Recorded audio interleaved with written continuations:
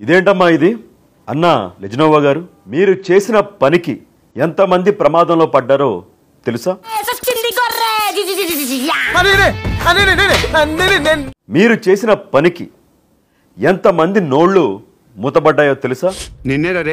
మీరు చేసిన పనికి నేనే చూపించాను సార్. ఎంతమంది కళ్ళు విప్పుకున్నాయో, కనువిప్పు కలిగిందో తెలుసా? ఏమో సార్, నాకు కనపడదు.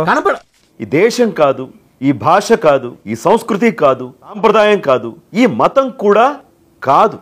నా మతం ఏమిటని తెలియదా ఎవరికైనా ఆంధ్ర రాష్ట్రంలో? నా మతం మానవత్వం. అబ్బో, 4 గోడల మధ్య నేను బైబిల్ చదువుతాను. Bye bye, tata, good boy, గయా. అయినప్పటికీ కూడా తిరుమల తిరుపతి స్వామి వారిని సందర్శించుకుని తలనీలాలు సమర్పించడం అంటే ఇదేమైనా చిన్న విషయమా? ₹1 కోటి ఇచ్చిన కూడా కొన్ని పనులు చేయను. వాటిలో మొదటి పని ఇదే. చంద్రబాబు వేయించుకోమని ఇంకా సింపతి వస్తుంది కదా.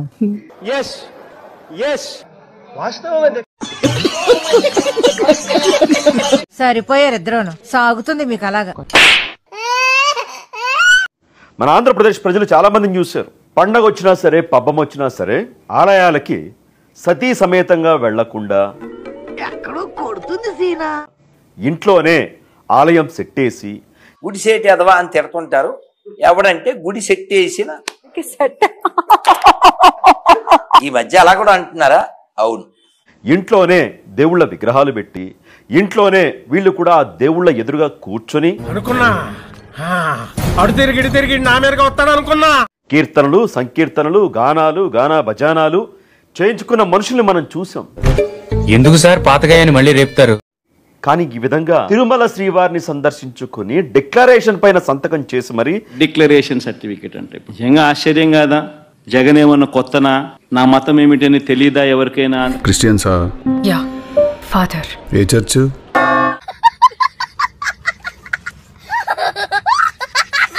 తలనీలాలు సమర్పించిన ఒక రాజకీయ పార్టీ నాయకుడి భార్యని చాలా అరుదుగానే చూస్తూ ఉంటాం. ఇచ్చే ఇన్ఫర్మేషన్ యాక్యురేట్ గా ఉండాలా, ఫేర్ గా ఉండాలి. అంటే లంగమ్మ. సరే, ఏదో పూజలు చేశారు, శ్రీవారిని దర్శించుకున్నారు, అంతటితో అయిపోలేదు. తలనీలాలు ఇచ్చేశారు, గుండు కొట్టించుకున్నారు. అంటే అది ఆ తర్వాత అన్నదాన ప్రసాదం స్వామివారిది 17 లక్షల రూపాయలు మార్క్ శంకర్ పేరిట కూడా ఇచ్చారు. ₹1 చెప్తున్నా నేను ఇవాళ ఇచ్చి ఆవిడే స్వయంగా వడ్డించి భక్తులతో పాటు కూర్చుని ఆవిడ భోజనం చేసి అన్న ప్రసాదాన్ని స్వీకరించి అదేవిధంగా గుండు టోపీ కూడా పెట్టుకోలే, కనీసం కవర్ చేసే ప్రయత్నం కూడా చేయాల. నేను ఎక్కువ కాలం బతకనండి, మీరు పెట్టే టెన్షన్కి ఇప్పుడు సడన్ గా చచ్చిపోతా గ్యారంటీ. ఆ గుండుతోనే మొత్తం అంతా కూడా తిరిగి స్వామివారిని దర్శించుకుని వచ్చారు. ఊరుకో, నేనున్నాను కదా, నేనేదో సాల్వ్ చేస్తాను. దీనికి ముందు డిక్లరేషన్ పైన తాను క్రిస్టియన్, టీటీడీ నియమ నిబంధనలు నేను పాటిస్తాను అని డిక్లరేషన్ పైన సంతకం చేసి మరీ వెళ్ళి ఆ తర్వాత స్వామివారిని దర్శించుకున్నారు. ఏంటి బావా మూడు ముసుగేసుకేడుస్తున్నావు? ఇదంతా నిమ్మలానే వచ్చింది బావా. అవును. కానీ ఒకప్పుడు జగన్మోహన్ రెడ్డి గారు అసలు డిక్లరేషన్ ఎత్తేయడానికి చూశారు.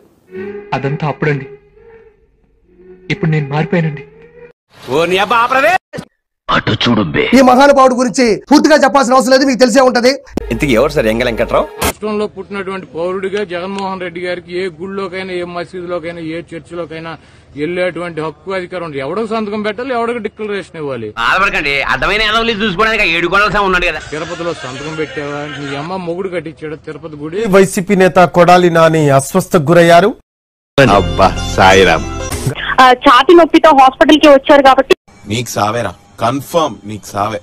ఆయన మన లడ్డూ వివాదం ఏదైతే ఉందో, కల్తీ నెయ్యి వాడి కల్తీ లడ్డూల్ని శ్రీవారి భక్తుల చేత తినిపించారో ఆ మంచి మర్యాద లేని ఎదవల్లారా, ఎంగిలి కూడు కాసపడే కుక్కలా, ఇంతకాడికి వచ్చేపోయే నలుగురు దగ్గర ఒంటెలు తగిన బెటర్ కదరా. ఏం జన్మరా మీది? నాకు మతం లేదు, ఏమీ లేదు, మానవత్వమే నా మతం అని ఒక డైలాగ్ కొట్టి, సినిమా డైలాగు, ఎక్కడ డిక్లరేషన్ ఇవ్వాల్సి వస్తుందో అని. ఈ విషయం నీకు తెలిసిందా? నాకేంది, ఏపీ హోల్ మొత్తం తెలుసు. సంతకం పెట్టాల్సి వస్తుందని ఆయన తిరుమల ఆలయం సందర్శనే మానేసుకున్న పరిస్థితి ఉంది. కన్న తల్లిని, గుళ్ళో దేవుణ్ణి మనమే వెళ్లి చూడాలి. వాళ్ళు మన దగ్గరికి రావాలనుకోవడం మూర్ఖత్వం అనిపించుకుంటుంది. పైగా మనం చూసాం, తీర్థం తీసుకుంటూ తాగినట్లుగా నటించి వెనకేయడాలు, కింద పోయడాలు. ఇదొక హఠాత్ పరిణామం, ఎవరు ఊహించనటువంటిది. కొబ్బరికాయ కొట్టండి అంటే ఒక స్టాండ్ తీసుకుని రావాలి, వంగి కొబ్బరికాయ కూడా కొట్టకుండా. ఇప్పుడు క్రైస్తవాన్ని ఆచరిస్తూ ఉన్నారు, పరమతాల్ని గౌరవించాలి కదా. మీ మతాన్ని మీరు ప్రేమించుకోవాలి, పరమతాన్ని గౌరవించాలి. ఎవరో అక్కడో ఎవరో అనుకుంటే ఓకే, ఆయన ముఖ్యమంత్రిగా ఉన్నారు.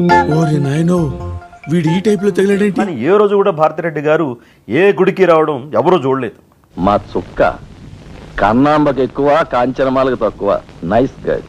ఒంటిమిట్ట కానీ, భద్రాచలం కానీ, శ్రీశైలం కానీ, తిరుమల కానీ ఎప్పుడు కూడా ఆవిడ రాలేదు. ఎందుకో మరి చూస్తున్నారా నిద్ర ఎలా వస్తుంది? మరి జగన్మోహన్ రెడ్డి గారికి, భారతిరెడ్డి గారికి హిందువుల ఓట్లు కావాలి మనం అధికారంలోకి రావడానికి. నేను ఈ ప్రపంచాన్ని వదిలి వెళ్ళిపోదాం అనుకుంటున్నాను. హిందువుల ఓట్లు కావాలి కానీ హిందూ సాంప్రదాయాలు మాత్రం మనం పాటించాం. రావుకాలంలో పుట్టుంటారా నేను? శ్రీవారిని దర్శించుకుంటే మాత్రం డిక్లరేషన్ ఇవ్వం. ఆంధ్రప్రదేశ్ ప్రజలు చాలా అర్థం చేసుకోవాలి.